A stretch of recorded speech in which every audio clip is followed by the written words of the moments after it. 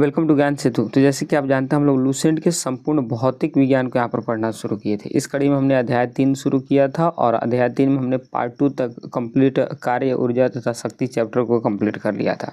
आज की यह पार्ट 3 लेक्चर है, जिसमें हम लोग विगत वर्षों के प्रश्न पत्र को हल करने वाले हैं। इस चैप्टर से जो भी प्रश्न पूछे गए हैं प्रीवियस ईयर में, उनको हम यहाँ पर हल करने वाले हैं। टोटल लेक्चर की बात करते हैं तो 11 नंबर के लेक्चर है। पिछले की 10 लेक्चर अगर आप लोगों ने मिस कर दी हैं तो जाकर आप चैनल के प्लेलिस्ट में देख सकते हैं, वहाँ पर पूरी अपडेट कर दी गई है। चलिए हम शुरू करते हैं अपने अध्याय 3 कार्य, ऊर्जा तथा शक्ति के महत्वपूर्ण प्रश्नों के ऊपर। हाँ जी, तो हमारा पहला क्वेश्चन है कार्य का इकाई मात्रक क्या होता है। तो आप जानते हैं कार्य का इकाई मात्रक होता है जूल। कार्य का इकाई मात्रक क्या होता है? जूल। ऑप्शन सी इसकी राइट आंसर होगी। नेक्स्ट क्वेश्चन, एक हॉर्स पावर या फिर एक अश्वशक्ति कितने वॉट के बराबर होती है। तो हमने बात किया था कि एक हॉर्स पावर 746 वॉट के बराबर होती है। कितने वॉट? 746 वॉट के बराबर होती है। नेक्स्ट क्वेश्चन, यदि किसी वस्तु का वेग दोगुना कर दिया जाए तो उसकी गतिज ऊर्जा कितनी हो जाएगी। तो हमने काइनेटिक एनर्जी का फॉर्मूला क्या बताया था? काइनेटिक एनर्जी का फॉर्मूला होता है 1/2 mv²। 1/2 mv²। हमसे बोल रहा है कि यदि उसका वेग को दोगुना करेंगे तो वेग को यानी 2v करेंगे तो 2v का स्क्वायर कितना हो जाएगा? 4v²। यानी कितने गुना हो जाएगा? ये लगभग ये 4 गुना हो जाएगा। कितने गुना हो जाएगा? 4 गुनी। ऑप्शन सी राइट आंसर हो जाएंगे।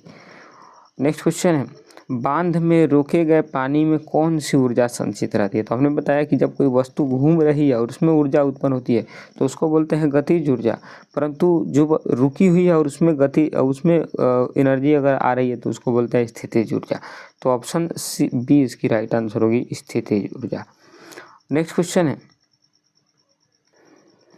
कि शक्ति का सबसे छोटा इकाई क्या होता है। तो आप जानते हैं शक्ति का सबसे छोटा जो इकाई होता है वो होता है वॉट। क्या होता है?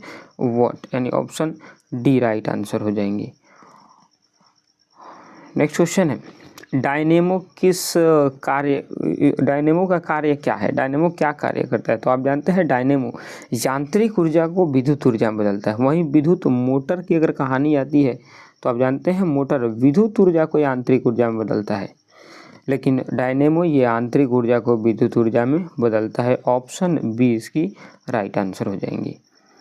नेक्स्ट क्वेश्चन है, चलती हुई गाड़ी में बैठे व्यक्ति को कौन सी ऊर्जा होती है। यदि गाड़ी चलती है और उसमें कोई बैठा व्यक्ति है तो उसमें जो ऊर्जा उत्पन्न होती है, देखिए चलने की वजह से इसमें एनर्जी उत्पन्न हो गई काइनेटिक एनर्जी, और बैठने की वजह से इसमें उत्पन्न हो गई पोटेंशियल एनर्जी यानी गतिज ऊर्जा और स्थितिज ऊर्जा। तो इस कंडीशन में व्यक्ति में दोनों प्रकार की ऊर्जा है, गतिज ऊर्जा भी और स्थितिज ऊर्जा भी। और नेक्स्ट क्वेश्चन है कि 1 किलोवाट घंटा का मान जूल में कितना होता है। तो यदि 1 किलोवाट घंटा को हम लोग कन्वर्ट करते हैं तो ये आता है 3.6 × 10⁻6 जूल के बराबर होता है। तो कौन सी इसकी राइट आंसर होगी? तो यहाँ पर होगी ऑप्शन नंबर डी इसकी right answer, 3.6 × 10⁻6 joule. Next question है, कार्य करने की क्षमता को क्या बोलते हैं। Capacity to do work are called energy. क्या बोलते हैं उसको? एनर्जी बोलते हैं। तो ये ऊर्जा, ऑप्शन सी इसकी राइट आंसर हो जाएंगी। कार्य करने की क्षमता को क्या बोलते हैं? ऊर्जा बोलते हैं। नेक्स्ट क्वेश्चन है कि यदि बल और विस्थापन के बीच का कोण 90 डिग्री हो तो किया गया कार्य क्या होगा। तो यदि कभी भी देखिए वर्क बराबर फॉर्मूला क्या होता है? Force into displacement, FD cos theta होता है। और cos थीटा, अब थीटा का मान यहाँ पर 90 है, जाहिर सी बात है cos 90 का वैल्यू होता है 0, और 0 को जब मल्टीप्लाई करेंगे तो पूरा क्या आ जाएगा? 0। तो पूरा कार्य क्या हो जाएगा? पूरा शून्य हो जाएगा, 0 हो जाएगा, 0 कार्य किया है, ध्यान में रखेंगे। नेक्स्ट क्वेश्चन है, संवेग को दुगुना करने पर गतिज ऊर्जा कितनी हो जाएगी। गतिज ऊर्जा हमसे पूछ रही है तो काइनेटिक एनर्जी का फॉर्मूला क्या होता है? 1/2 mv²। अब mv² में संवेग हमको निकालना है तो एक v को हम अलग कर लेते हैं यहाँ से। मान लीजिए कि ये नहीं रहे, एक v अलग रहे, तो इस mv को बोलते हैं p, और p को हमको बोल रहा है दोगुना करें तो 2p। अब जब दोगुना करते हैं तो हमको क्या प्राप्त होता है? तो यहाँ पर हमको प्राप्त होता है संवेग को अगर दोगुना करते हैं तो ये 4 गुनी हो जाती है। कितनी गुनी? 4 गुनी हो जाती है। ऑप्शन बी इसकी राइट आंसर होंगी। नेक्स्ट क्वेश्चन है, एक मिनट, नेक्स्ट क्वेश्चन हमारा, घड़ी की चाबी भरने में कौन सी ऊर्जा संचित होती है? तो घड़ी की चाबी हम लोग उसमें भर रहे हैं, यानी पूरे की पूरी रुकी हुई है ये, तो स्थितिज ऊर्जा इसमें होंगी। कौन सी ऊर्जा? स्थितिज ऊर्जा। ऑप्शन बी इसकी राइट आंसर होंगी। नेक्स्ट क्वेश्चन है कि माइक्रोफोन किस ऊर्जा को किस में परिवर्तित करता है? तो हम जैसे रिकॉर्ड कर रहे हैं तो ये माइक्रोफोन हमारी यांत्रिक ऊर्जा को एक विद्युत ऊर्जा में कन्वर्ट कर रही है। यानी यांत्रिक ऊर्जा को ये क्या करती है? विद्युत ऊर्जा में या फिर ध्वनि ऊर्जा में बोलते हैं उसको। तो यांत्रिक ऊर्जा को ध्वनि ऊर्जा में यांत्रिक ऊर्जा को आपकी विद्युत ऊर्जा या फिर ध्वनि ऊर्जा में बदल रही है। ये हमारी ध्वनि ऊर्जा को विद्युत ऊर्जा में बदल रही है। ऑप्शन ए इसकी राइट आंसर होंगी, क्योंकि हम यहाँ से बोल रहे हैं और ये चीज़ों को रिकॉर्ड कर रही है तो उसको विद्युत में कन्वर्ट कर रही है। नेक्स्ट क्वेश्चन है, कार्य कैसी राशि है? तो आप जानते हैं कार्य किस प्रकार की राशि है? तो ये एक अदिश राशि है। किस प्रकार की राशि है? अदिश राशि है। नेक्स्ट क्वेश्चन है, ऊर्जा संरक्षण के नियम के अनुसार ऊर्जा का विनाश संभव है? हमने ऊर्जा संरक्षण में क्या बताया था? ऊर्जा का ना तो हम विनाश कर सकते हैं ना इसका निर्माण कर सकते हैं, बल्कि एक रूप से दूसरे रूप में उसको रूपांतरित कर सकते हैं। तो ऊर्जा का विनाश कर सकते हैं? नहीं। ऊर्जा का निर्माण किया जा सकता है? नहीं। आगे ऑप्शन देखते हैं, ऊर्जा को केवल एक रूप से दूसरे रूप में बदला जा सकता है? जी हाँ, ये हो सकता है कि ऊर्जा को एक रूप से दूसरे रूप में बदला जा सकता है, ना तो इसका विनाश किया जा सकता है और ना ही निर्माण किया जा सकता है। नेक्स्ट क्वेश्चन है, गुरुत्वीय स्थितिज ऊर्जा का सूत्र क्या होता है? तो गुरुत्वीय स्थितिज ऊर्जा हमको बोल रहा है पोटेंशियल एनर्जी। तो पोटेंशियल एनर्जी का फॉर्मूला क्या होता है? पोटेंशियल एनर्जी का फॉर्मूला mgh, जहाँ पर m आपकी मास है, g आपकी ग्रेविटी है और h आपकी हाइट है, ध्यान रखा। और काइनेटिक एनर्जी का 1/2 mv² होता है। नेक्स्ट क्वेश्चन है, विद्युत मोटर ऊर्जा का रूपांतरण किस में करता है? तो विद्युत मोटर की बात आई तो मोटर में हम क्या करते हैं? मोटर में आपकी विद्युत ऊर्जा देते हैं और विद्युत ऊर्जा देता है तो उसको यांत्रिक ऊर्जा में बदलता है। तो विद्युत ऊर्जा को क्या करता है? ये यांत्रिक ऊर्जा में बदलता। ऑप्शन सी राइट आंसर होंगी। नेक्स्ट क्वेश्चन है, घर्षण बल द्वारा किया गया कार्य कैसा होता है? तो घर्षण बल द्वारा कार्य किया जाता है तो वो ऋणात्मक होता है, सदैव ऋणात्मक होता है, क्योंकि एक चीज़ यहाँ पर सरफेस पर चल रही है तो दूसरा उस पर क्या कर रही है? घर्षण बल लगा रही है। तो इसका राइट आंसर बी हो जाएगा। नेक्स्ट क्वेश्चन है, सोलर सेल परिवर्तित करता है क्या? सोलर सेल, तो सोलर सेल क्या करता है कि सौर ऊर्जा लेता है और उसको विद्युत ऊर्जा में कन्वर्ट कर देता है। सोलर एनर्जी को लेता है और इलेक्ट्रिक एनर्जी में कन्वर्ट कर देता है। तो ऑप्शन ए इसकी राइट आंसर हो जाएंगे कि सौर ऊर्जा को लेकर के विद्युत ऊर्जा में कन्वर्ट कर देता है। और नेक्स्ट क्वेश्चन 20 नंबर की, कि लाउड स्पीकर का कार्य क्या है? तो लाउड स्पीकर क्या कार्य करती है? विद्युत ऊर्जा को ध्वनि में बदलता है, विद्युत लेकर के उसको किस में बदलता है? ध्वनि में। तो ऑप्शन बी राइट आंसर होंगी। नेक्स्ट क्वेश्चन है, कार्य करने की दर यानी rate of doing work are called power. Rate of doing work are called power या फिर शक्ति। कार्य करने की दर को क्या बोलते हैं? हम शक्ति बोलते हैं। तो ऑप्शन सी राइट आंसर होंगी। और नेक्स्ट क्वेश्चन है कि यदि किसी वस्तु का द्रव्यमान आधा कर दिया जाए तो उसकी गतिज ऊर्जा में क्या परिवर्तन होगा?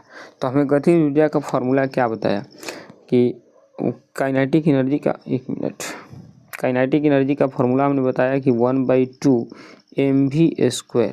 अब मास को बोल रहा है आधा करने के लिए, तो आधा करते हैं तो मास को आधा करने पर होता क्या है? यहाँ पर 1/2 mv² होगा और मास को यदि आधा करेंगे 1/2 करेंगे तो ये आधा हो जाएगी। क्या हो जाएगी? आधा हो जाएगी। तो आधी हो जाएगी क्या? तो आपकी गतिज ऊर्जा, काइनेटिक एनर्जी। नेक्स्ट क्वेश्चन है, खींचे हुए धनुष की डोरी में कौन सी ऊर्जा होती है? तो अभी धनुष को खींच रहे हैं तो उसमें स्थितिज ऊर्जा होंगी और जब उसको हम छोड़ देंगे तब उसमें गतिज ऊर्जा उत्पन्न हो जाएंगी। तो अभी खींच ही रहे हैं तो उसको स्थितिज ऊर्जा उत्पन्न होगी। नेक्स्ट क्वेश्चन है, पृथ्वी की ओर गिरती हुई वस्तु की कुल ऊर्जा कितनी होती है? तो कोई भी वस्तु अगर पृथ्वी पर गिरती है तो आप जानते हैं ग्रेविटेशनल एक कांस्टेंट होता है, 9.8 न्यूटन के बल से ही उसको खींचा जाता है। तो ये एकदम स्थिर रहती है। क्या रहती है? स्थिर। तो ऑप्शन सी राइट आंसर होंगी। नेक्स्ट क्वेश्चन है, एक वॉट सेकेंड किसके बराबर होता है? तो एक वॉट सेकेंड जो होता है एक जूल के बराबर होता है। किसके बराबर होता है? एक जूल के बराबर। और एक हॉर्स पावर कितना होता है? तो एक हॉर्स पावर 746 वाट होता है। नेक्स्ट क्वेश्चन है, मोमबत्ती के जलने पर क्या रूपांतरण होता है? ऊष्मीय ऊर्जा का प्रकाश ऊर्जा में, रासायनिक ऊर्जा का प्रकाश एवं ऊष्मा में। जी हाँ, मोमबत्ती एक रासायनिक ऊर्जा, मोमबत्ती जब जलती है तो प्रकाश देती है और ऊष्मा देती है। तो ऑप्शन बी राइट आंसर होगा, रासायनिक ऊर्जा को ये प्रकाश ऊर्जा एवं ऊष्मा ऊर्जा में बदलती है। नेक्स्ट क्वेश्चन है कि पहाड़ों पर चढ़ते समय व्यक्ति आगे की ओर क्यों झुकता है। अब आगे की ओर झुकने का कारण होता है थकान कम करने के लिए नहीं, वेग बढ़ाने के लिए नहीं, वेग उसमें नहीं बढ़ाई जाती है। धार्मिक कारणों से कुछ नहीं होता है। स्टेबिलिटी बढ़ाने के लिए, ताकि वो व्यक्ति अगर सीधा खड़ा हो तो गिर जाए। पहाड़ों पर चढ़ना है उसको तो एक स्लोप में चढ़ना होगा, और एक स्लोप में यदि कोई व्यक्ति चढ़ता हो तो सीधे नहीं चढ़ना चाहिए, क्योंकि सीधे चढ़ने के क्रम में स्टेबिलिटी सही नहीं होगी और वो व्यक्ति गिर सकता है। इस वजह से उसको थोड़ा आगे की तरफ झुक जानी पड़ती है। नेक्स्ट क्वेश्चन है, ऊर्जा की व्यावसायिक इकाई क्या है। सबसे इम्पोर्टेंट क्वेश्चन है ये, ऊर्जा की व्यावसायिक इकाई हमसे पूछता है। तो ऊर्जा का व्यावसायिक इकाई होता है किलोवाट घंटा। ऑप्शन सी इसकी राइट आंसर हो जाएंगे, किलोवाट घंटा। नेक्स्ट क्वेश्चन है कि वायु की गतिज ऊर्जा का उपयोग किस में किया जाता है। तो पवन चक्की में। आप जानते हैं साउथ के क्षेत्रों में देखते होंगे कि वहाँ पर एक विंड मिल चलती है और उसी से ही इलेक्ट्रिक एनर्जी कन्वर्ट की जाती है। तो ये हवा द्वारा होता है। और नेक्स्ट क्वेश्चन 30वां नंबर की और आज की ये लास्ट क्वेश्चन है, शक्ति का व्यंजक, शक्ति का फॉर्मूला क्या होता है। तो आएंगे यहाँ पर, शक्ति का फॉर्मूला क्या होता है। तो आप जानते हैं पावर का फॉर्मूला होता है work upon time. Work upon क्या होता है, यूनिट ऑफ टाइम। तो ये फॉर्मूला होगा, यानी कहाँ पर है, तो P बराबर W/T। ऑप्शन बी इसकी राइट आंसर हो जाएंगी। तो ये हमारी कार्य ऊर्जा तथा शक्ति की कंप्लीट जो थी वो पूरी तरह से कंप्लीट हो गई। यहाँ पर कल हम एक नए चैप्टर की तरफ बढ़ेंगे। तो मिलते हैं नेक्स्ट लेक्चर में, तब तक के लिए जय हिंद जय भारत।